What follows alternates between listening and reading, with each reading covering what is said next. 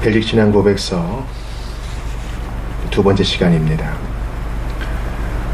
우리 먼저 하나님 말씀을 같이 읽겠습니다. 이사야 40장 12절입니다. 이사야 40장 12절을 읽겠습니다. 누가 손바닥으로 바닷물을 헤아렸으며 뼘으로 하늘을 쟀으며 땅에 티끌을 뒤에 담아 보았으며 접시 저울로 산들을 막대 저울로 언덕들을 달아 보았으랴. 아멘. 벨직 신앙 고백서 두 번째 항목은 하나님을 아는 방편입니다. 신앙 고백의 내용을 한번 보시지요. 우리는 두 가지의 방편으로 하나님을 압니다. 첫 번째 방편은 우주의 창조, 보존과 다스리심을 통해서입니다. 우주는 우리 눈앞에 아름다운 책으로 그 안에 모든 크고 작은 창조물들이 글자들과 같아서 우리로 하여금 사도 바울이 로마서 1장 20절에 언급한 바대로 하나님의 영원하신 능력과 신성과 같은 보이지 않는 하나님의 본질을 묵상하도록 인도합니다. 이 모든 것들이 사람으로 확신하게 하는데 충분하여서 변명할 수 없게 합니다. 둘째로 하나님은 그의 거룩한 말씀으로 더 분명하게 자기 자신을 우리에게 알게 하십니다. 그것은 하나님의 영광을 위하며 우리의 구원을 위한 것인 바 우리 현세의 삶에 유익합니다. 아멘. 우리가 문을 열면서 읽었던 이사야 40장 12절은 이 신앙 고백의 내용이 참임을 증명합니다. 우리가 지난 시간에 하나님이 계시다. 그 하나님은 전능하시다. 불가해하시다. 감히 피조물된 우리가 측량할 수 없고 가히 다 알 수 없다. 그러나 그분은 지혜의 원천이시요 선한 분이시며 전지전능하신 분이고 우리는 그분을 아는 지식에 압도되기를 소원해야 한다 라는 내용을 받았습니다.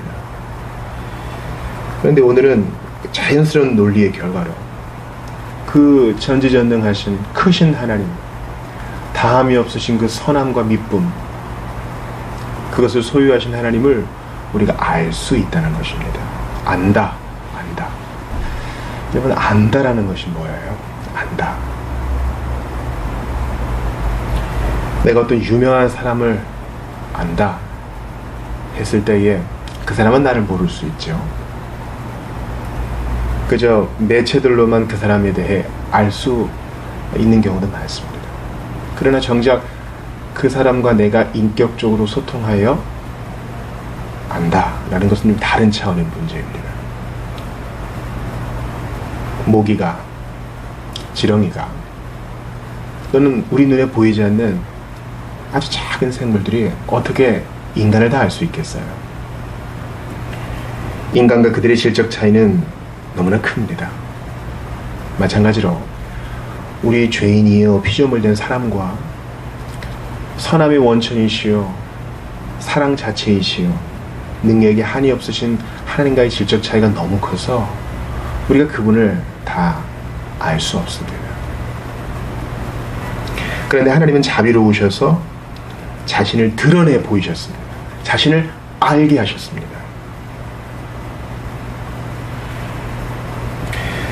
이사야 40장 12절을 다시 보세요. 누가 손바닥으로 바닷물을 헤아렸으며 뼘으로 하늘을 쟀으며 땅에 티끌을 되에 담아 보았으며 접시 저울로 산들을 막대 저울로 언덕들을 달아 보았으랴. 이것은 뭐를 말해요? 하나님께서 지으신 천지 만물도 너무나 크고 광활해서 감히 다 측량할 수 없고 되어볼 수 없는데 그것을 만드신 하나님은 얼마나 더 크시겠느냐라는 거죠. 하나님께서는 우리가 지난주에 읽었던 로마서 1장 20절 말씀처럼 자연을 통하여 우주 만물을 통하여 세계를 통하여 자신을 알게 하셨습니다. 신앙 고백을 다시 보세요. 첫 번째 방편은 우주의 창조, 보존과 다스림을 통해서입니다. 즉 우주를 창조하시고 보존하시고 다스리시는 것을 보면서 우리는 하나님이 계시는구나. 그 하나님이 우리에게 뭔가 말씀하시는구나. 메시지가 있구나라는 것을 알 수 있어요. 자, 단지 우주를 창조만 한 것이 아닙니다. 우주 만물을 보존하고 다스리십니다. 창조도 아주 기가 막히게 아주 멋지고 아름답고 광활하게 하셨는데 그것을 다 돌아가게끔 질서를 부여하시고 또 개입하셔서 다스리시고 지금도 살아서 역사하신다는 것입니다. 우리는 만물의 창조자 하나님 그리고 그것을 지금도 다스리시는 왕 되신 하나님을 인정할 수밖에 없습니다. 그래서 신앙고백서에서 이렇게 말하죠. 우주는 우리 눈앞에 아름다운 책으로 그 안에 모든 크고 작은 창조물들이 글자들과 같아서 우리로 하여금 하나님의 영원한 능력과 신성 같은 보이지 않는 하나님의 본질을 묵상하도록 인도한다 그래요. 우주가 아름다운 책이다. 그리고 그 안에서 운행하는 크고 작은 이 피조물들은 다 글자들과 같다. 멋진 표현이죠. 여러분 지금 신앙 고백서를 나누는 바로 이때는 이제 가을의 초입입니다. 무더웠던 가을, 참 요란했던 여름이 지나고요. 이제 가을이 왔어요. 놀랍습니다. 인간은 잘못하여서 자연을 망그러뜨리고 환경에 위협을 가하는데 하나님 약속하신 게 있어서 사계절이 오는 것은 그대로 지켜주셔요. 물론 문제가 있지만은요. 여러 가지 삐그덕거림이 있지만은 우리 주님께서는 약속하신 대로 만물을 창조하셨고 그 창조하신 것을 보존하고 지금도 다스리셔요. 마지막 날이 오기 전까지. 그래서 우리는 정말 순결한 양심으로 하나님께서 온 우주 만물에 펼쳐 보이신 아름다운 책을 읽을 준비가 돼 있어야 돼요. 그래서 우리가 가끔씩 때를 정하여 자연을 보고 여행을 하고 이런 게 유익한 이유가 있어요. 하나님을 생각할 수 있는 계기를 만들어 주거든요.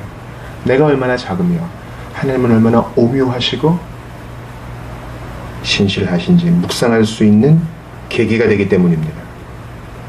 시편 19편 1절을 보세요. 하늘이 하나님의 영광을 선포하고 궁창이 그의 손으로 하신 일을 나타내는도다. 하늘과 궁창이 하나님의 영광과 그분이 하신 일을 나타낸다. 도저히 핑계댈 수 없는 것입니다.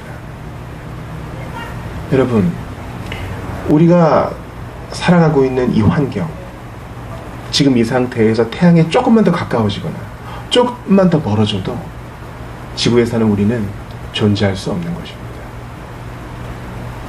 완벽한 대기의 비율, 사람이 살아가기에 적합한 이 모든 조건들, 하나님이 살아계시다는 것을 부인할 수 없어요. 인체는 또 어떻습니까?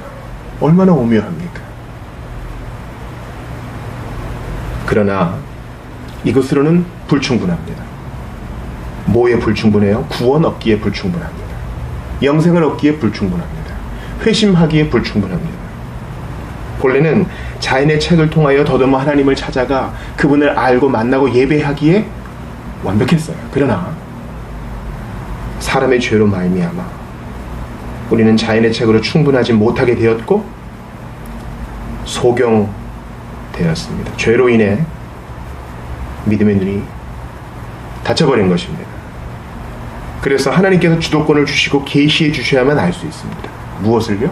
구원의 방도. 그래서 신앙고백서에서는 하나님을 아는 둘째 방편으로 하나님의 그의 거룩한 말씀으로 자신을 우리에게 알게 하신다. 이것은 우리의 구원을 위한 것이다 라고 얘기합니다. 그리고 이 성경은, 하나님의 기록된 말씀인 성경은 우리 현세의 삶에도 유익하다고 말합니다. 아멘이지요. 실로 맞는 말씀입니다. 칼빈은 성경이라는 안경을 통해서만 하나님의 뜻을 바로 알 수 있다고 말한 바 있습니다. 여러분, 우리가 소경되었다는 것을 인정하셔요. 하나님은 세상을 아름답게 지으셨는데 죄인은 소경이 되어가지고요, 아름다운 것을 곡해해서 어그러뜨리고요, 어그러진 것을 즐기고 그 진창 속에 뒹굴고요. 이건 마땅히 손가락질을 해야 될 일인데 거기서 은밀하게 쾌락을 찾고요. 사람의 마음은 우상공장이 되어버렸습니다. 하나님이 선물로 주신 것을 망그러뜨려가지고 자기 욕심을 채우지만 결국엔 모두가 다 망하는 길이 되어버린 이 상태가 되어버렸어요. 우리가 앞에 본 첫 번째 방편, 즉 우주의 창조, 보존, 다스림은 보통 일반 계시라고 불리웁니다. 신자나 비신자나 다 일반 계시를 통해 우리보다 큰 권위가 있다, 큰 존재가 있다, 큰 힘이 있다는 것을 알 수 있지만 구원 얻기에는 부족합니다. 우리에게는 특별 계시, 즉 예수 그리스도를 알려주는 하나님의 거룩한 말씀, 성경이 필요합니다. 근데 봐요, 여러분. 마음의 변화가 없고 중생하지 않은 사람이 성경을 1000번, 1000번 읽어봤자 무슨 소용이 있겠어요, 그렇죠? 소경된 눈이 열려야 됩니다. 내가 죄인이란 것이 깨달아져야 됩니다. 예수가 필요하다는 것을 간절하게 알고 그분을 의지해야 하는 것입니다. 복음서를 보세요. 예수님께서 소경의 눈을 뜨게 하셔요. 성경에 크고 작은 이적들이 많지만 그 누구도 눈을 뜨게 한 사람은 없어요. 예수님밖에 없어요. 메시아가 오시면 그렇게 할 것이다. 예수님밖에 없어요. 눈을 뜨게 하신 예수님. 무엇이 보이느냐? 그것은 오늘날 예수 믿는 신자들도 다 동서남북에 나가서 안과 의원 노릇해라, 안질 걸린 사람 고쳐주라, 그런 뜻이 아니라 예수님이 메시아라는 사실을 알려주고 또한 우리에게 뭘 알려줍니까? 허물가지로 죽어있던 우리를 살리시고 우리의 다친 눈을 여시는 분, 예수님. 그분이 자연의 책을 통해 하나님을 도저히 알지 못했던 우리를 불쌍히 여기셔서 이제 하나님을 알게 하신다. 참 빛 대신 예수님이 우리에게 빛이 되셔서 우리의 눈을 열어주시고 비로소 보게 하신다는 것입니다. 얼마나 감사해요. 우리 다시 한번 LG신앙법에서 두 번째 항목을 읽어보죠. 하나님을 아는 방편.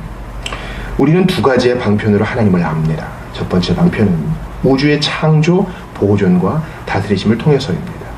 우주는 우리 눈앞에 아름다운 책으로 그 안에 모든 크고 작은 창조물들이 글자들과 같아서 우리로 하여금 사도 바울이 로마서 1장 20절에 언급한 바대로 하나님의 영원하신 능력과 신성과 같은 보이지 않는 하나님의 본질을 묵상하도록 인도합니다.